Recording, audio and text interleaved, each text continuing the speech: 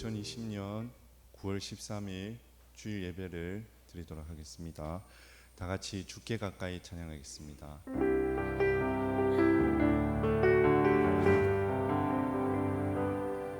주께 가까이 날 이끄소서. 간절히 주님만을 원합니다. 채워주소서.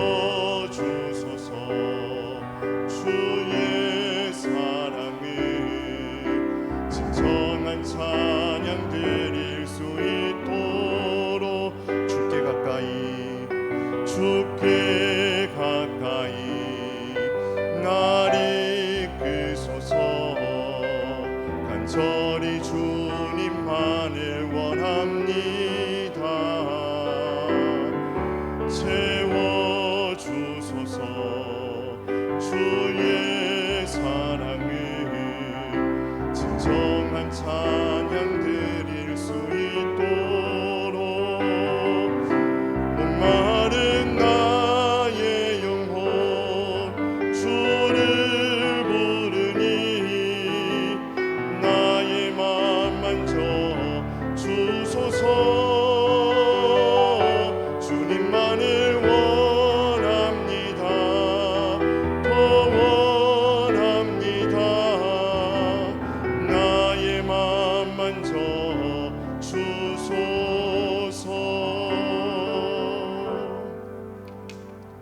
이제 우리 다 함께 일어나 주기도 찬양하겠습니다.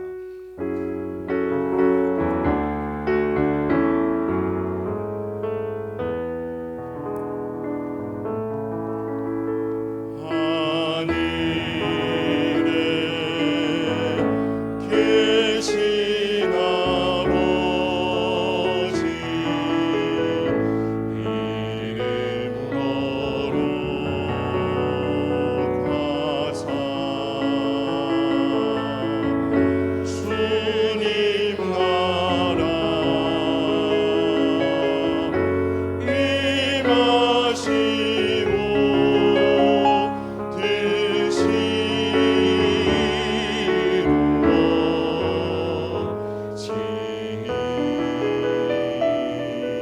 주님 나라 임하시고 우리들의 큰 죄 다 용서하옵시고 또 시험에 들게 마시고 악에서 구원하소서. 되게 주의 나라 주의 권세 주의 영광 영원히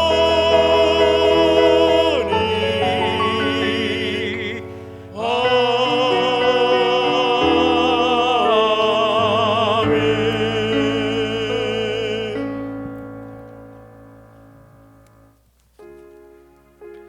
하나님이여, 내 마음이 확정되었고 내 마음이 확정되었사오니 내가 노래하고 내가 찬송하리이다.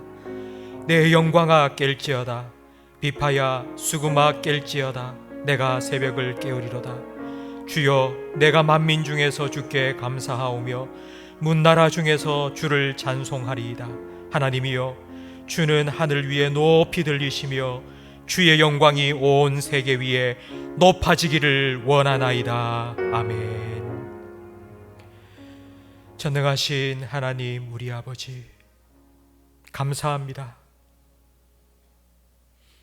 우리 성도들 함께 모여 하나님을 예배할 수 있도록 이렇게 크신 은혜를 베풀어 주시니 감사합니다.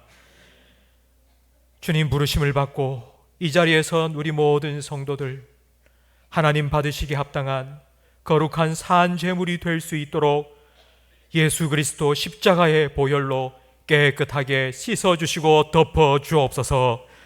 성령으로 우리의 마음을 주장하시며 우리의 예배를 인도하셔서 우리 예배를 통하여 하나님 홀로 영광 받아 주옵소서. 예수님 이름으로 기도합니다. 아멘.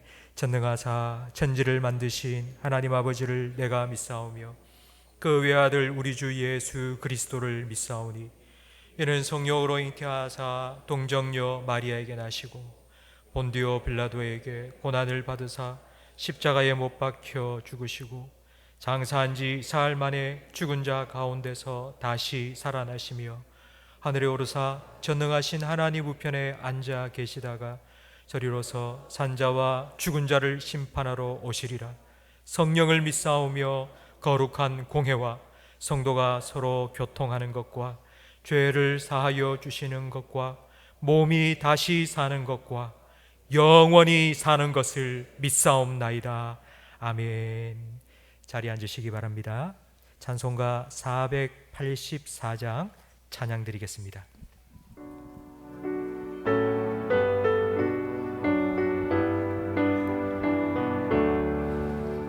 내 맘에 주여 소망 되소서. 주 없이 모든 일 헛되어라.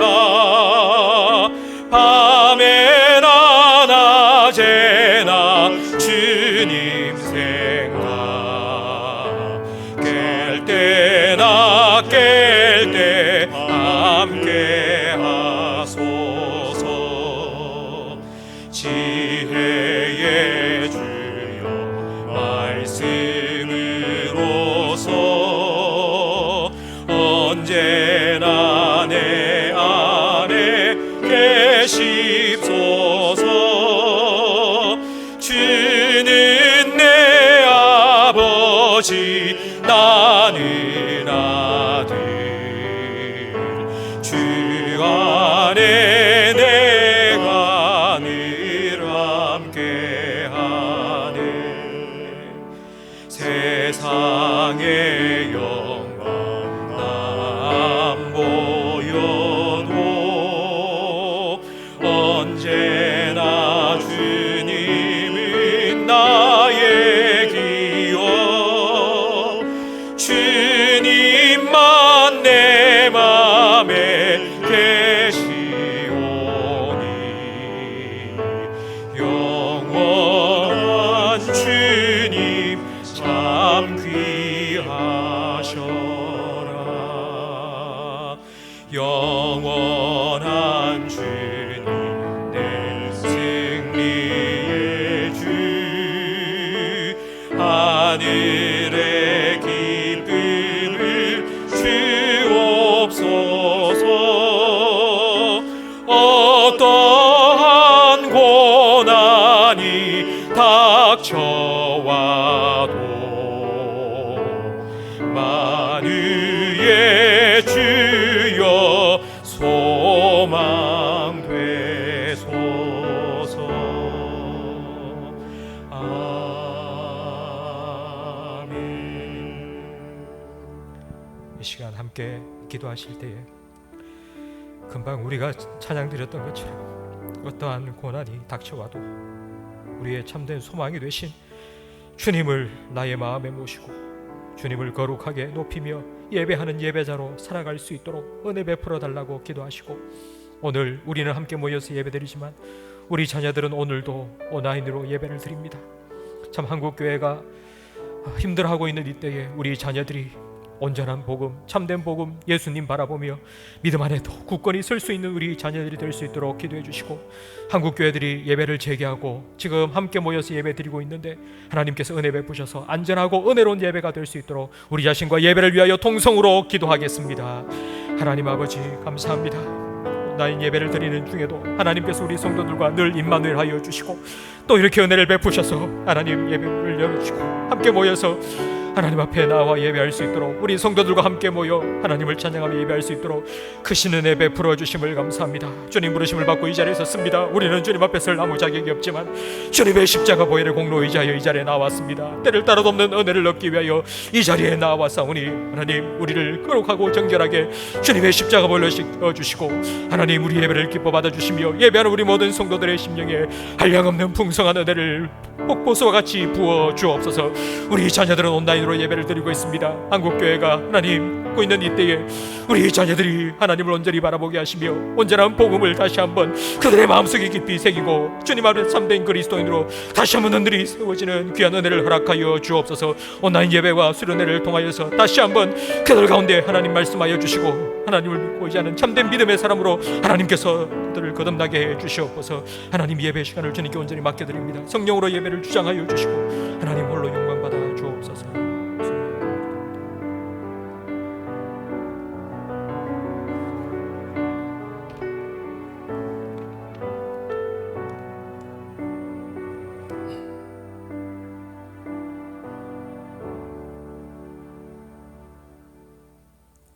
우리의 반석과 방패가 되시는 거룩한 하나님 아버지, 한 주간 주님의 사랑과 인도하심으로 지켜주셨다가 거룩한 주일에 예배드리게 하시니 감사합니다.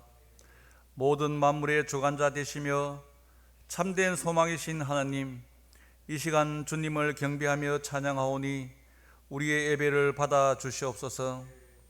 코로나19로 인하여 지난주까지 온라인으로 예배드리다가 오늘 이렇게 현장 예배를 드릴 수 있도록 크신 은혜 베풀어 주셔서 감사합니다.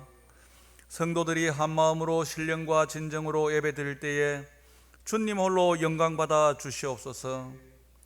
지난 한 주간을 돌아보면 거룩한 삶을 살아야 함에도 세상을 따라 이기적이고 물질을 탐하고 베풀지 못한 삶을 살았음을 고백하오니 용서하여 주시옵소서.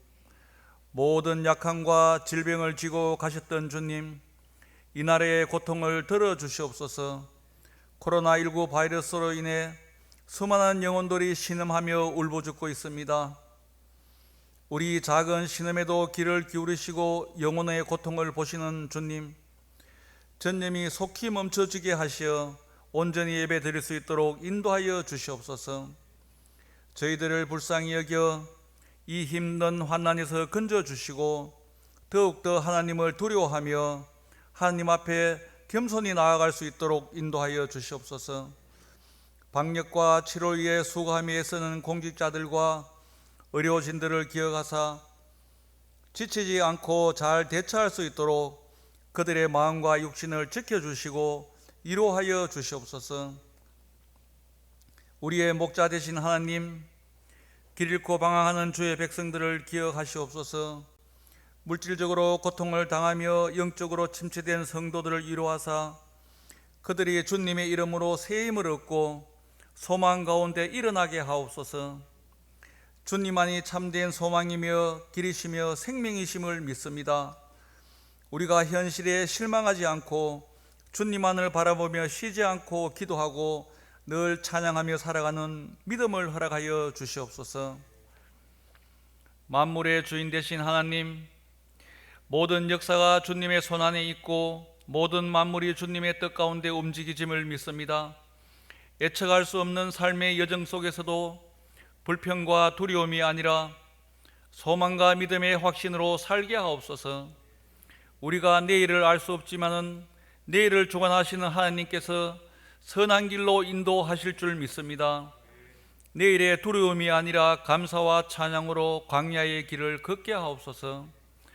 두 분의 파송 선교사님과 15분의 협력 선교사님을 기억하시사 그들의 가정과 사역지를 보호하시고 건강과 안전을 지켜주시고 천하보다 귀한 한 영혼 한 영혼을 구원받는 역사가 있게 하옵소서. 당회장 목사님에게 영적 능력을 더하시고 지혜의 눈을 밝게 하시어 교회와 성도들을 인도하고 양육하는데 선한 목자로서 부족함이 없게 하시옵소서. 건강도 지켜주셔서 피곤치 않게 하시고 부교역자님들에게도 축복하시사 주의 사역을 감당하는데 주께서 공급하신 힘으로 하게 하시고 그 사역을 통하여 성도와 교회가 부흥되게 하옵소서. 병환 중으로 입원 중에 있거나 올라가신 성도님들의 건강을 지켜 주시옵소서. 빛 대신 주께서 치료의 광선을 바라사 나음 받게 하시고 감사함으로 날마다 주님의 은혜에 찬양하는 삶이 되도록 인도하여 주시옵소서. 은혜를 갈망하여 주님 앞에 나왔습니다. 말씀을 전하실 목사님께 성령의 능력으로 기름 부어 주시옵소서. 말씀을 전할 때마다 목사님의 입술을 주장하사 지혜의 말씀, 생명의 말씀만 전하게 하옵소서. 하나님을 향한 열정과 사랑이 일어나게 하옵시고 말씀을 듣는 저희들에게 아멘으로 화답하게 하셔서 말씀의 치유의 능력이 있음을 믿고 상한 심령이 회복되며 절망한 자들이 소망을 얻고 인간의 이해를 넘어 참 지혜와 생명의 말씀으로 가슴 깊이 새기게 하옵소서. 주님께만 영광 돌리는 은혜로운 예배가 되게 인도하여 주시옵소서. 우리 가운데 함께 하시며 역사하시는 예수님의 이름으로 기도드리옵나이다. 아멘.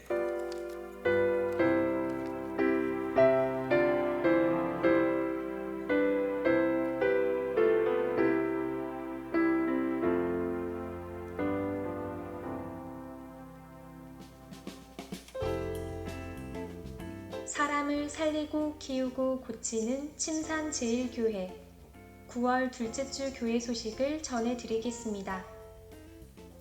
오늘부터 주일 1, 2, 3부 예배와 새벽 그리고 수요 예배는 정부의 방역 수칙을 준수하며 현장 예배로 드립니다. 주일 1, 2부와 새벽 예배, 수요 예배는 실시간 온라인 예배로 참여하실 수 있습니다. 교육부서 주일 예배는 이번 주까지 온라인 예배로만 드립니다. 중고등부는 19일 토요일 저녁 9시 온라인으로 수련회를 가집니다. 성도님들의 많은 기도 부탁드립니다. 추석을 앞두고 묘지관리부에서 19일 토요일 교회 묘지 정리를 합니다. 섬김에 감사드립니다. 다음 주 교구별 예배 시간이 주보에 나와 있습니다. 안전하고 은혜로운 예배를 위해 교구별로 정해진 예배 시간에 참석해 주시기 바랍니다. 주일학교 현장 예배는 다음 주일부터 재개됩니다. 예배 시간은 주보를 참고해 주시기 바랍니다. 하나님의 은혜로 양육받는 침산제일교회 찬송가 213장 1절 찬양드리며 봉헌하겠습니다.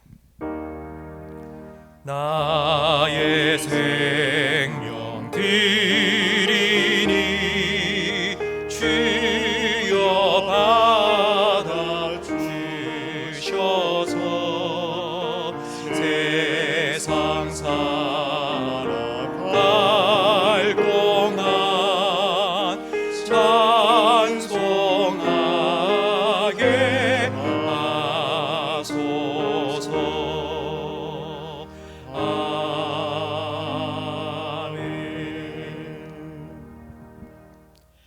하나님 아버지 감사합니다. 지난 3주 온라인 예배 기간 중에도 우리들과 함께하여 주시고 오늘 주일 우리 모든 성도들과 함께 예배당에 모여 예배할 수 있도록 은혜 베풀어 주심을 감사합니다. 하나님 베푸신 은혜에 감사하며 믿음으로 예배드리고 예물 드리오니 주님께서 기뻐 받아 주옵소서. 이 물질이 사용되어지는 곳마다 하나님의 이름이 높임받게 하시고 예수님의 복음이 증거되게 해 주옵소서. 경제적으로 힘든 시기를 살아가고 있습니다. 하나님께서 우리 성도들의 가정과 직장과 사업의 주관자가 되어 주옵소서. 까마귀를 보내 엘리야에게 떡과 고기를 주신 것처럼 기이한 하나님의 공급하심을 체험하고 더 깊은 감사와 기쁨을 누리며 살아가게 해 주옵소서. 온라인으로 진행되는 중고등부 수련회 위에 하나님께서 한량없는 은혜를 부어 주옵소서. 태신자로 작정한 200여 명의 영혼들을 하나님 기억하여 주시고 우리의 삶과 우리의 말을 통하여 살아계신 하나님을 그들이 발견하고 하나님께로 돌아오는 구원의 역사를 이루어 주옵소서. 예배하는 우리 모든 성도들에게 말씀에 순종하며 살아갈 수 있도록 은혜 베풀어 주시고 그 말씀하신 대로 이루시는 하나님과 날마다 동행하며 살아가게 해 주옵소서. 예수님 이름으로 기도합니다. 아멘.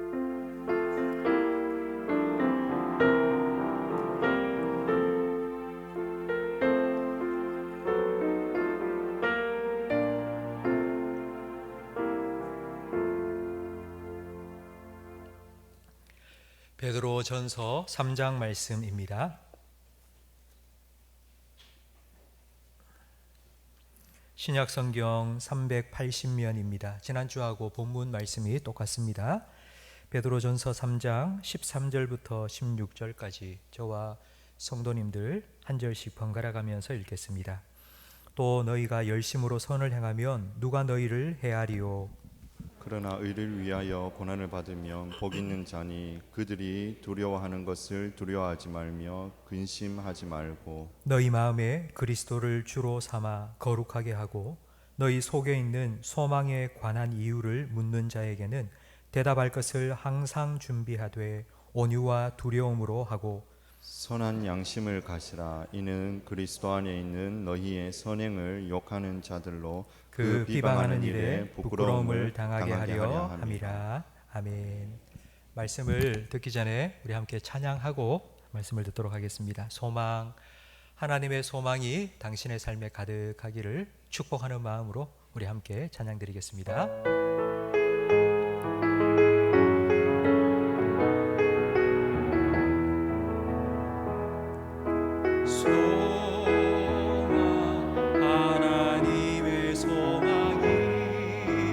당신의 삶에 넘쳐나기를 소망 하나님의 소망이 당신의 삶에 가득하기를 축복 한 번 더 찬양드립니다. 소망 하나님의 소망이 소망 하나님의 당신의 삶에 넘쳐나기를 당신의 삶에 넘쳐나기를 소망 하나님의 당신의 삶에 가득하기를 당신의 삶에 가득하기를 축복합니다.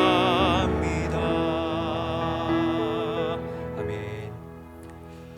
오늘 새벽 예배부터 현장 예배가 재개되었습니다.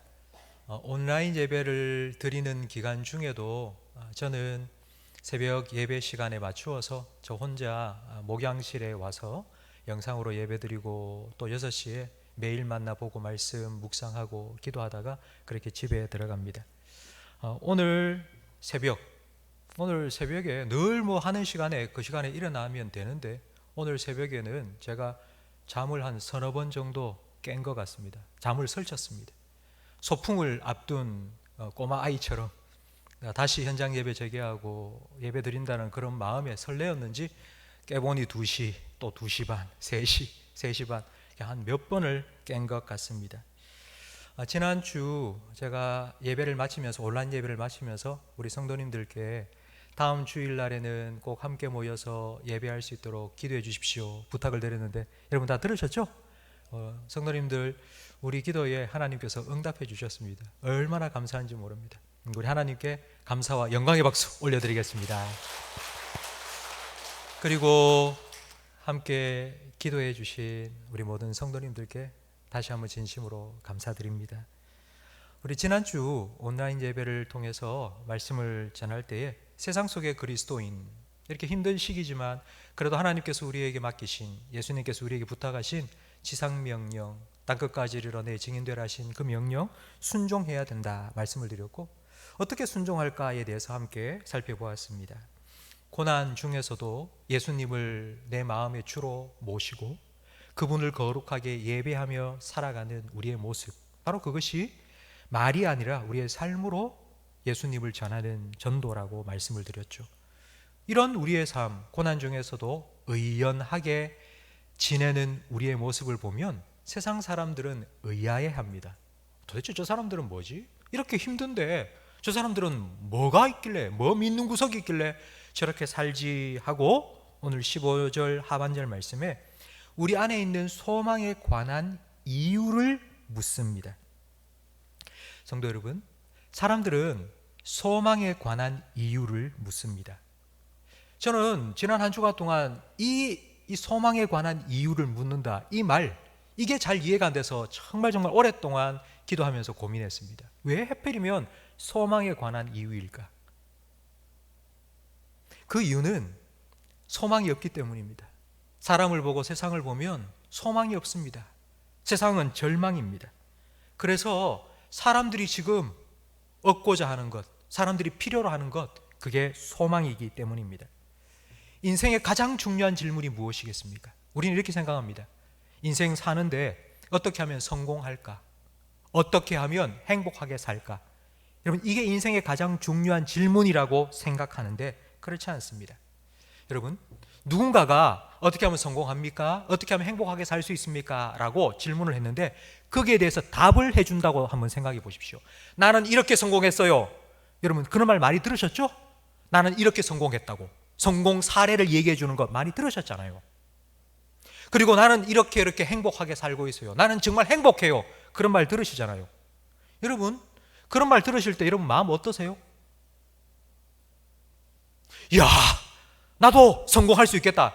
나도 행복하게 살 수 있겠다. 여러분, 그런 생각이 드세요? 그 말 들을 때는 잠깐 저렇게 살면 행복해지겠네. 저렇게 해보면 성공할 수 있겠네. 잠깐 그런 생각이 듭니다. 그러나 현실은 그렇지 않습니다. 성공과 행복에 대한 이야기 듣는 거, 그거는 진통제와 같습니다. 잠깐 그때뿐입니다. 그 사람들에게는 성공 스토리죠. 하지만 내게는 나는 안 될 것 같아. 나는 그렇게 못 살고 있어. 나는 영원히 성공 못할 것 같아. 나는 행복하지 못할 것 같아. 이런 절망만 주는 이야기가 될 수 있습니다.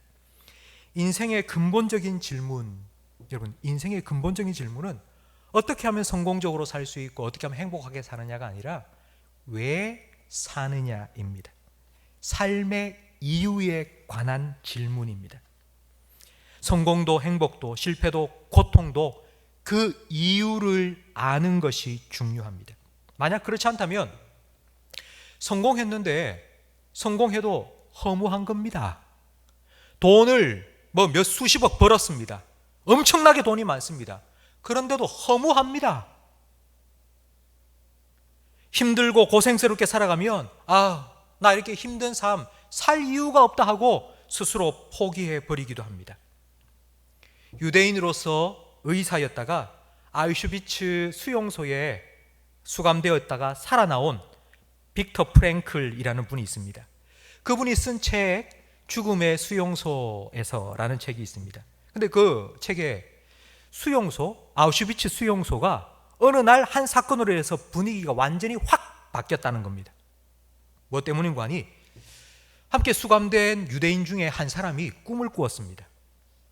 근데 그 사람이 어떤 꿈을 꾸었는지 내년 봄 부활절쯤 되어서 우리가 다 풀려난다, 그런 꿈을 꾼 거예요. 근데 그 사람이 다니면서 그 꿈 이야기를 갇혀있는 자기 유대인 동료들한테 막 하고 다니기 시작한 겁니다. 그러자 사람들 마음속에는 희망이 생겼습니다. 그래 이제 내년 되면은 봄이 되면 우리는 풀려날 거야. 고향으로 돌아갈 수 있을 거야. 그런 기대를 가졌습니다. 그런데 한 해가 지나고 내년 봄이 되었습니다. 부활절이 지났습니다. 그런데도 감옥문이 열리지 않습니다. 여전히 갇혀 있는 거예요. 그리고 그 이후에 봄 그리고 4월 지나면서 수많은 사람들이 원인도 없이 죽었습니다. 절망이 없어지니까 사람이 그냥 시들시들 하다가 죽어버린 거예요. 그리고 그 사건이 있고 난 다음에 수용소 안에 갇힌 유대인들이 두 부류로 딱 나뉘게 되었습니다. 한 부류는 그래도 언젠가는 하나님께서 우리를 구원해 주실 거야, 그런 기대를 가지고 하루하루 버티며 살아가는 사람들이 있는 반면에 또 한 부류의 사람은 하나님은 없다, 신은 없다, 그리고 완전히 자포자기하면서 자기 멋대로 악한 일이란 모든 악행을 다 저지르면서 독일군의 편에 서서 자기 유대인들을 학대하면서 그렇게 살아가는 사람들로 딱 나뉘게 되었다고 말합니다. 소망이 없으면 하루살이 같습니다. 소망이 없으면 불나방처럼, 불 속으로 뛰어드는 불나방처럼 그냥 오늘 쾌락을 즐기며 살자, 그냥 오늘 즐기며 살자, 그런 마음밖에 들지 않습니다. 그래서 우리는 소망에 관한 이유를 세상 사람들에게 들려주어야 합니다. 소망에 관한 이유를 다르게 표현하면 왜 사느냐, 삶에 대한 이유입니다. 힘들어도 고달파도 정말 죽고 싶어도 왜 사는지 이유를 알아야 우리는 살아갈 수 있습니다. 성도 여러분, 이유와 비슷하지만 다른 단어가 있습니다. 원인입니다. 원인과 이유. 비슷한 것 같은데 그 뜻은 다릅니다. 요 교회 앞에 요 도로에서요 교통사고가 났습니다. 여러분, 그 교통사고가 난 원인이 뭘까요? 교통사고가 난 이유는 반대편 차로에서 달리는 차가 갑자기 중앙선을 뚫고 들어와서 탁 정면 충돌을 해서 사고가 났습니다. 중앙선을 침범한 차가 사고의 원인입니다. 그런데 그 사고의 이유는 무엇일까요? 중앙선을 침범한 그 차를 몰고 있는 그 사람이 지난밤 야근을 한 거예요. 그래서 잠을 못 잤어요. 아침에 퇴근하면서 졸음운전을 하다가 그냥 쾅 하고 박은 거예요. 원인과 이유가 다릅니다. 여러분, 제가 이런 질문을 드려보겠습니다. 여러분이 이 땅에 태어난 원인이 무엇입니까? 아버지 어머니가 결혼해서 그래서 우리가 태어난 거 아닙니까? 그러면 여러분이 이 땅에 태어난 이유가 무엇입니까? 여러분 왜 이 땅을 살아가고 있습니까? 여러분, 원인과 이유는 완전히 다릅니다. 고통의 원인, 우리가 이 땅 살아가면서 나 정말 힘들어 죽겠어. 그 고난과 고통의 원인, 그 고통의 원인은 모든 사람 다 똑같습니다. 가난, 질병, 죽음, 실패, 가정의 어려움, 다 원인은 똑같습니다. 그런데 어떤 사람은 그 고통 속에서 어떤 사람은 나 죽겠다, 나 못 살겠다, 늘 입에서 불평, 원망이 뚝뚝 튀어나오는데 어떤 사람은 그래도 살아야지, 그래도 하나님 힘 주시잖아, 그래도 내가 기뻐하며 살아야지. 다릅니다. 아우슈비츠 수용소에서 그 일을 겪고 난 다음에 어떤 사람은 자포자기했지만 어떤 사람은 하루를 견디고 버티며 그래도 살아갑니다. 왜 이렇게 달라질까요? 고통의 원인은 똑같습니다. 하지만 그 고통의 이유를 깨닫느냐 못 깨닫느냐에 따라서 달라지는 것입니다. 한 정신과 의사 선생님의 이야기를 제가 읽었습니다.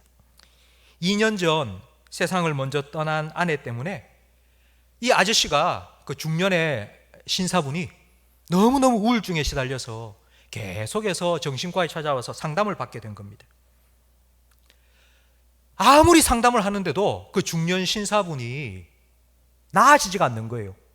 그래서 어느 날 이 의사 선생님이 이렇게 얘기를 했습니다. 선생님, 만약 선생님이 먼저 죽고 아내분이 살아 있었다면 어떻게 되었겠습니까?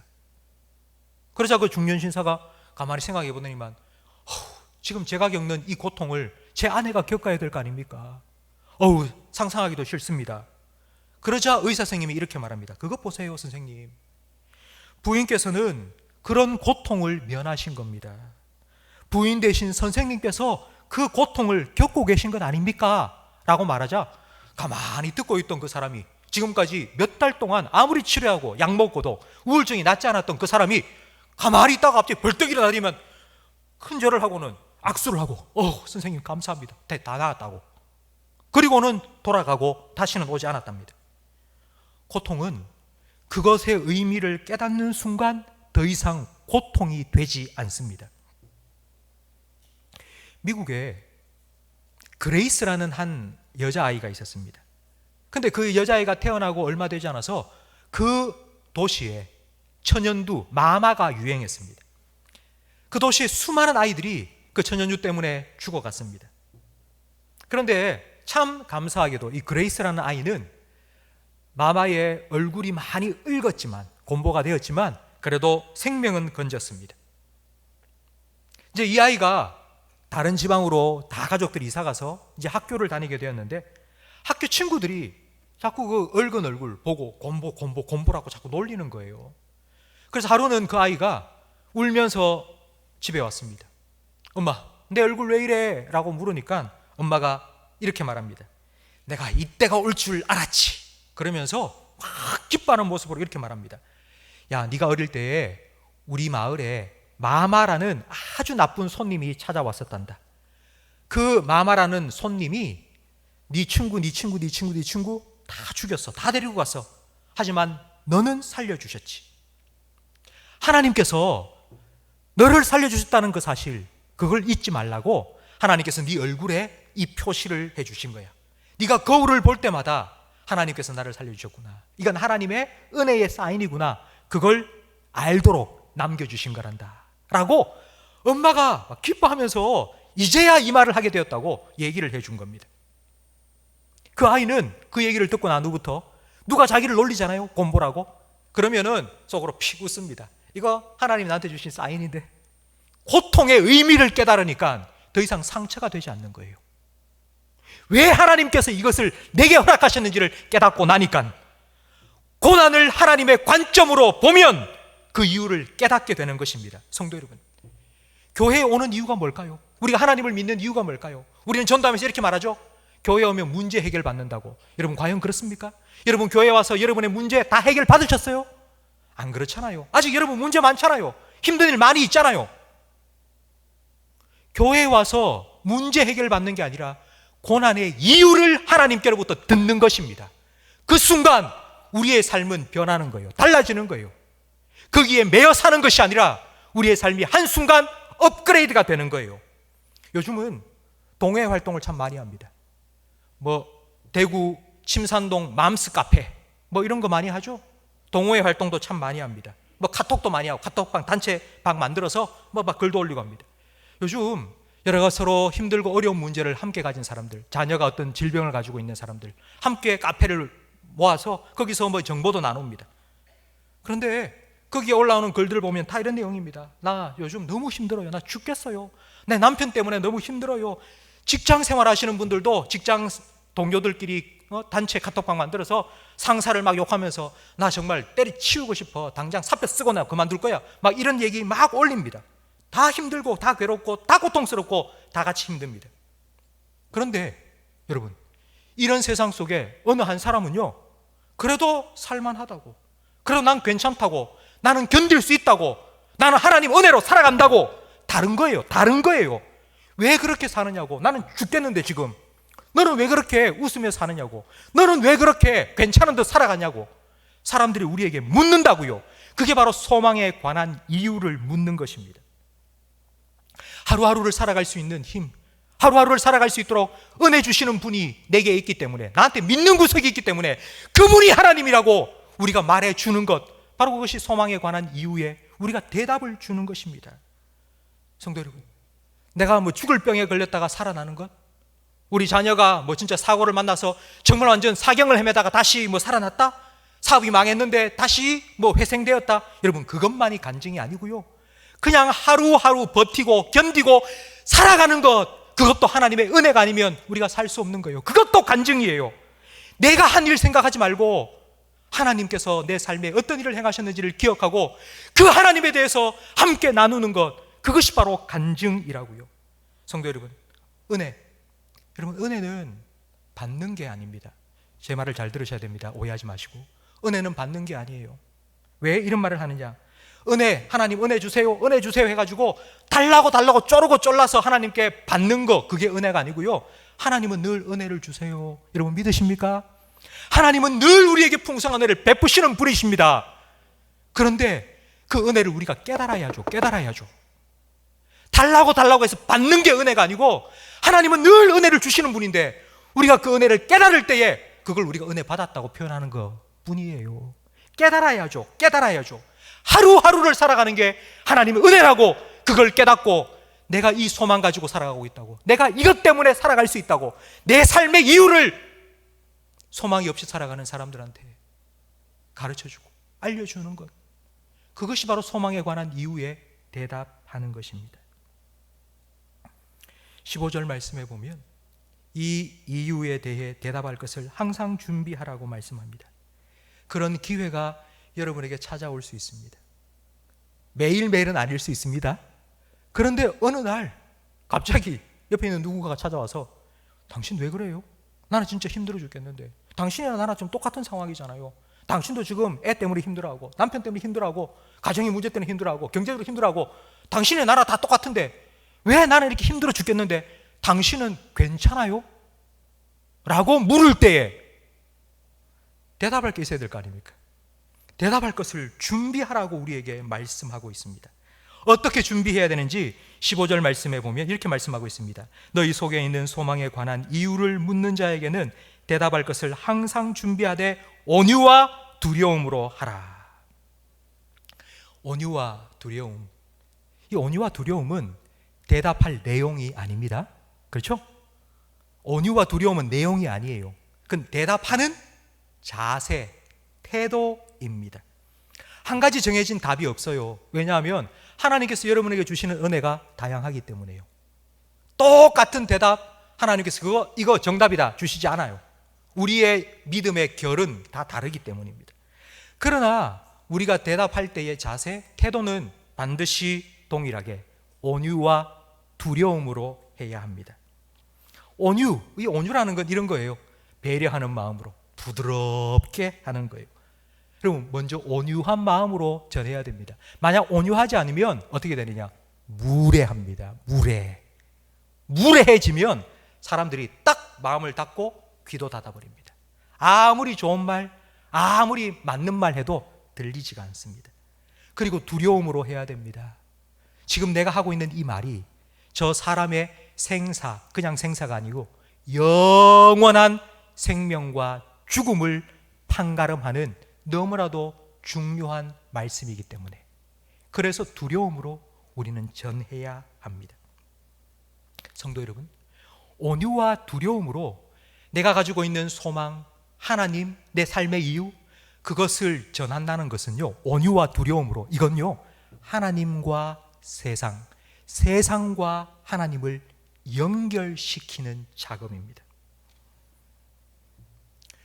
6월달 국민일보를 보니까 그 국민일보에 갓플렉스라고 해서 기독 청년들, 각계각층에서 활동하고 있는 기독 청년 한 사람씩 인터뷰를 한 기사가 올라와 있었습니다.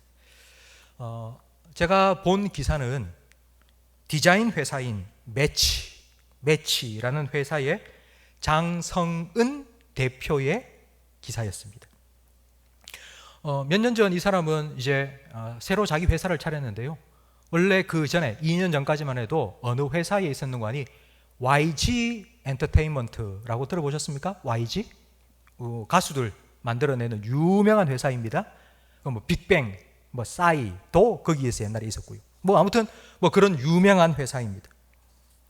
그 장성은 대표가 거기에서 디자인을 한 겁니다. 그 가수들이 새로운 앨범을 내면 그 앨범 자켓 디자인을 했는데, 그 사람이 디자인한 대표적인 게 싸이의 강남 스타일, 여러분 다 아실 겁니다. 그 강남 스타일 앨범 그 디자인을 바로 이 장성은 대표가 한 것입니다. 그분 인터뷰를 딱 들어보니까 이런 거예요. 아니 기독교인으로서 이렇게 세상 문화 속에서 좀 갈등이 생기지 않습니까? 라고 물으니까 이렇게 말합니다. 저는 겸손한 마음으로 이 일을 하고 있습니다. 하나님이 만든 꽃 한 상위보다 세상에 그 어떤 아름다운 문화도 못하다는 것을 저는 분명히 믿습니다. 그래서 하나님 앞에서 겸손한 마음으로 세상을 섬기기 위해서 저는 이 디자인을 그렇게 하나님의 지혜를 받아서 하고 있습니다. 그리고 한 가지 이야기를 해주는데, 빅뱅이라는 가수 아마 다 아실 겁니다. 빅뱅의 4집 앨범 자켓도 이분이 디자인을 했습니다. 그런데 그 빅뱅의 4집이 나올 때에 해골 이 디자인이 전국에 유행을 한 거예요. 막 옷에도 해골, 뭐 반지도 해골, 귀걸이도 목걸이도 해골, 뭐 해골이 정말 유행했던 때가 있었습니다. 그래서 회사에서 YG 엔터테인먼트에서 자, 해골이 유행이다. 이번에 자켓 만들 때 해골을 주제로 해서 해골로 만들으라고 지시가 내려온 거예요. 그런데 자기는 양심상, 신앙 양심상 해골 이거 하기 싫은데 어떻게 하면 좋을까? 오랫동안 기도했다는 거예요. 근데 하나님께서 어느 날 말씀을 딱 주시는데 그게 바로 에스겔의 마른 뼈 환상의 말씀을 주신 거예요. 그래, 내가 이 마음으로 이 자켓 앨범을 디자인해야 되겠다. 마른 뼈를 일으키시는 하나님. 그래서 해골 디자인을 하는데 해골의 눈은 별 만들고 이 이빨은요 피아노, 까만 건반, 흰 건반, 피아노로 디자인을 하고요. 그리고 그 입술 부위에는요 성경 말씀을 영어로 쫙 기록을 해서 입술을 만들어서 앨범을 딱 낸 거예요. 내가 맡은 자리에서 내 신앙을 지키기 위해서, 나는 신앙을 지키기 위해서 나 이거 못하겠다 하고 포기하고 그만두잖아요. 그러면 그 자리에 누가 앉겠습니까? 하나님 안 믿는 사람이 앉게 될 겁니다. 그러면요, 점점 세상에는 악, 죄 더 번져갈 수밖에 없습니다. 우리는 힘듭니다. 압니다. 목사인 저보다 세상 속에서 현장에서 살아가는 여러분이 하나님과 세상을 연결시키며 살아간다? 온유와 두려움으로 대답을 할 것 찾아서 준비하며 살아간다? 이게 힘들다는 것 저 압니다. 그러나 여러분, 하나님께서 우리를 부르신 이유가 여기에 있습니다. 세상에 빛과 소금이 되라고. 하나님은 그 이유 때문에 우리를 이 땅에 보내셨고 우리에게 오늘도 살아갈 수 있는 힘과 은혜를 주시는 것입니다. 요셉이 13년 동안 노예살이, 감옥살이, 하루하루 얼마나 힘들었겠습니까? 그럼에도 그 하루하루를 13년 동안 버틸 수 있었던 것은 요셉이 최선을 다하고 열심히 살아서가 아니에요. 하나님께서 요셉과 함께해 주셨기 때문입니다. 성도 여러분, 하나님께서 여러분과 함께해 주십니다. 여러분이 있는 그 자리에, 하나님께서 보내신 그 자리에 하나님께서 여러분과 함께 하셔서 여러분이 그 자리에서 세상의 빛과 소금으로 살아갈 수 있도록, 세상 속의 그리스도인으로 살아갈 수 있도록 함께 해주시고 도와주실 줄 믿습니다.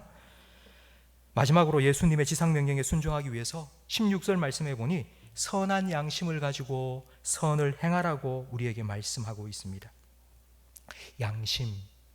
양심은 나침반과 같습니다. 나침반 아시죠? 길을 잃었을 때 나침반 딱 가지고 하면, 나침반을 딱 놓으면, 수평으로 딱 놓으면 나침반 바늘이 어디를 가리킵니까? 나침반을 딱 놓으면요, 나침반은 반드시 그 방향이 정북을 향합니다. 정북을 탁 가리킵니다. 그래서 그 나침반을 통해서 우리는 방향을 알 수 있습니다. 양심이 바로 이 나침반과 같습니다. 양심은 옳고 그름이 어떤 것인지, 이렇게 할까 저렇게 할까 할 때 어디로 향해야 될지를 우리 마음에서 양심이 가르쳐 줍니다. 하나님께서는 우리가 어떻게 살아야 될지를 가르쳐 주기 위해서 성경 말씀을 주셨습니다. 그런데 우리가 일상생활 속에 매 순간마다 성경 말씀을 생각하고 그 성경 말씀에 순종하며 적용하며 살아갈 수가 없습니다. 그래서 하나님께서는 우리 마음에 양심이라는 것도 주셨습니다. 양심. 그런데 가끔씩 양심이 고장날 때가 있습니다. 나침반을 딱 놓으면요, 정북을 향합니다. 그런데 그 나침반 옆에 자석을 딱 갖다 대지 않습니까? 그럼 그 순간 나침반이 휙 돌아가 버립니다. 나침반이 확 돌아버립니다. 양심도 그렇게 됩니다. 양심도 하나님을 향하고 있다가 세상의 영향을 자꾸 받으면서, 야, 니 뭐 그렇게 산다고 누가 알아주냐?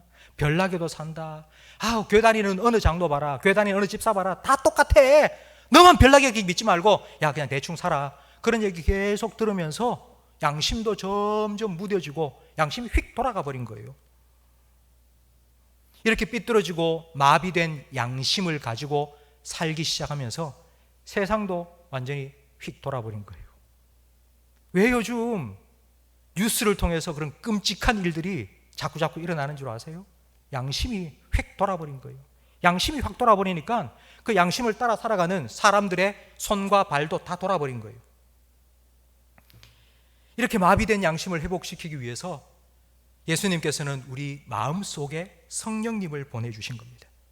그래서 그 성령을 통하여서 하나님을 바라보고 하나님을 가까이 하도록 하시고, 하나님을 다시 가까이 할 때에 우리 마음의 양심이 하나님을 향하게 만들어줍니다.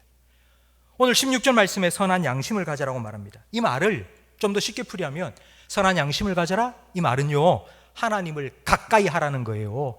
자석 가까이만 자석으로 휙 돌아가듯이 하나님을 가까이 할 때 우리 마음의 양심이, 나침반이 하나님을 향하게 되기 때문입니다. 하나님을 가까이 할 때에 우리 시선이 하나님을 향하고 우리의 손과 발도 하나님의 뜻을 따라 행하며 살아갈 수 있습니다. 선행을 해라, 착하게 살아라, 여러분, 이게 먼저가 아닙니다.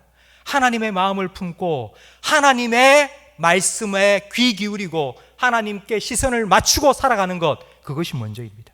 그래야지만이 우리의 삶에 하나님의 뜻을 이루는 선한 삶을 살아갈 수 있습니다.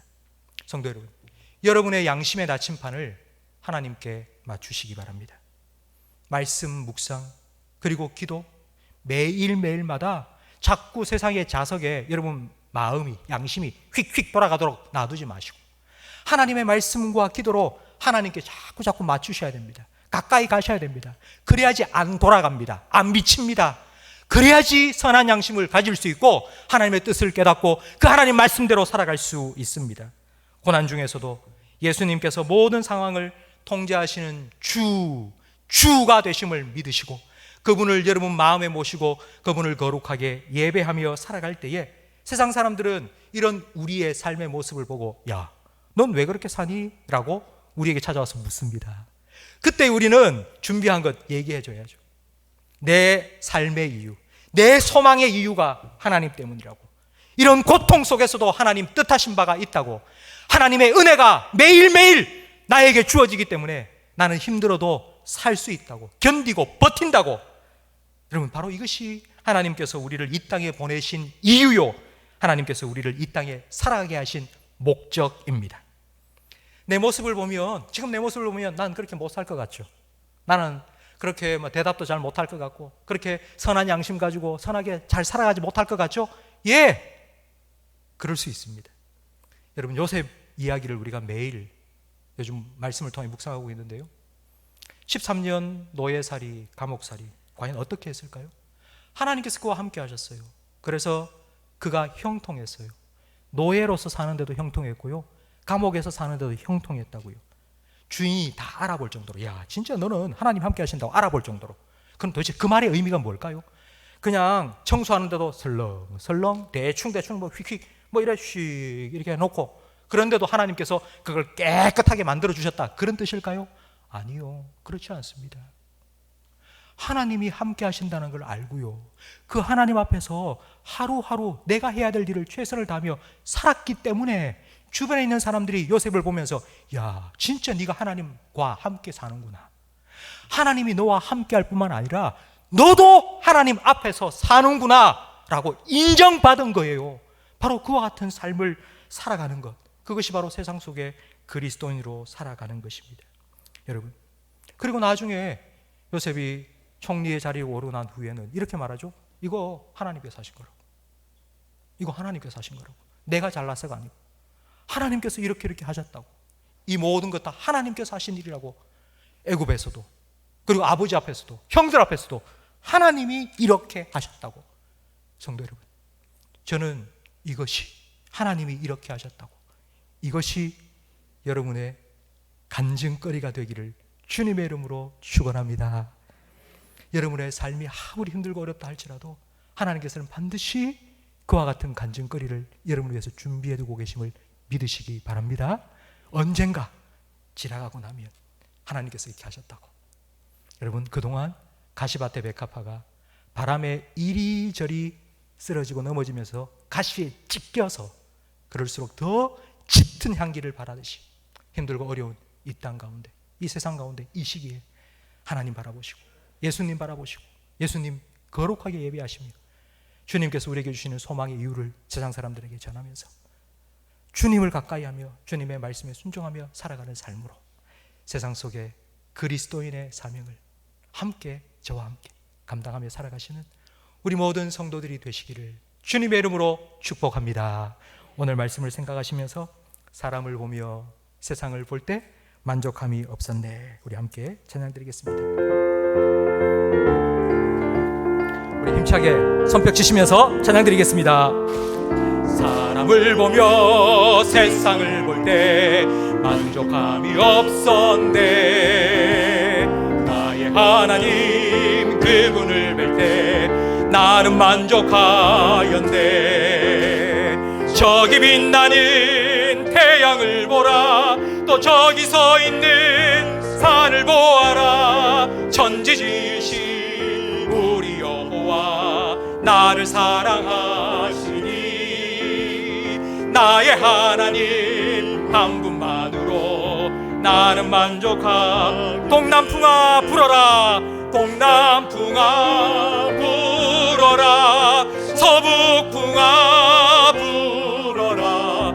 가시밭에 백합화 예수 향기 날리니 할렐루야 아멘. 가시밭에 백합화 예수 향기 날리니 한 번 더 찬양 드립니다. 동남풍아 불어라, 동남풍아 불어라, 서북풍아 가시밭에 백합화 예수 향기 달리니 할렐루야 아멘. 가시밭에 백합화 예수 향기 달리니 할렐루야 아멘. 아멘. 기도하겠습니다.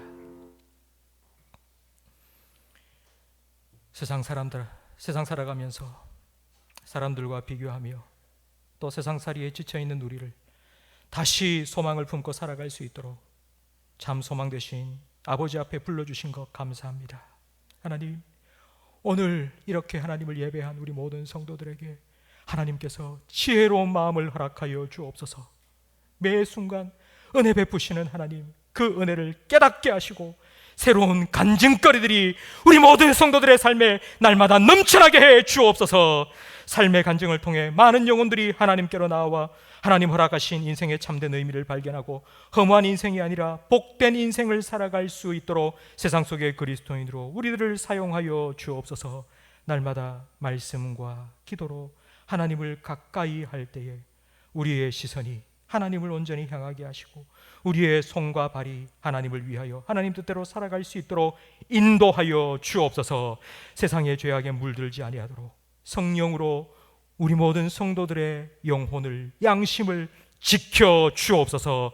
하나님, 한 주간 우리의 삶을 살아갈 때에 오늘 주신 말씀 기억하며 날마다 우리의 소망의 이유가 되신 하나님의 은혜를 기억하고 그 하나님을 찬양하며 감사하며 전도하며 간증하며 살아갈 수 있는 우리 모든 성도들의 복된 삶이 되게 해 주옵소서. 예수님 이름으로 축복하며 기도합니다. 아멘. 우리 구주 예수 그리스도의 은혜와 우리 아버지 하나님의 사랑과 성령 하나님의 내주, 인도, 위로, 교통, 충만, 역사하심이 힘들지만 예수님을 내 마음의 주로 모시고 거룩하게 예배하며 우리 소망이신 주님을 전하고 하나님 마음으로 하나님의 뜻을 행하며 살아가기를 소망하며 다짐하는 모든 성도들과 이들의 가정과 생업과 직장과 자녀들 위해, 우리 교회와 한국교회 위에, 우리나라와 민족 위에, 그리고 전 세계 곳곳에 드저 복음 전하시는 선교사님들의 가정과 사역 위에 영원토록 함께 있을지어다. 아멘.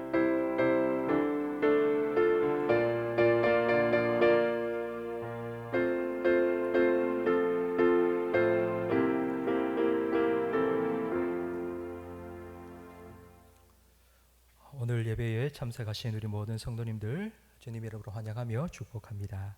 교우 소식 전해드리겠습니다. 우리와 함께 신앙생활하셨던 한옥연 집사님께서 지난주 하나님 부름을 받으셨습니다. 장례에 오셔서 위로해 주신 우리 성도님들 유족을 대신하여 감사드립니다. 우리 장윤혜 집사님, 김봉연 집사님 다 수술을 받으시고 지금 병원에 입원해 계십니다. 쾌유를 위하여서 기도해 주시기 바랍니다. 우리 다 함께 일어나셔서 두 손을 높이 들고 하나님 사랑의 눈으로 찬양드리고 예배를 마치도록 하겠습니다. 하나님 사랑의 눈으로 너를 어느 때나 바라보시고 하나님 인자한 귀로서 언제나 너에게 기울이시니 어두움에 밝은 빛을 비춰주시고 너의 작은 신음에도 응답하시니 너는 어느 곳에 있든지 주를 향하고 주만 바라볼지라 주만 바라볼지라.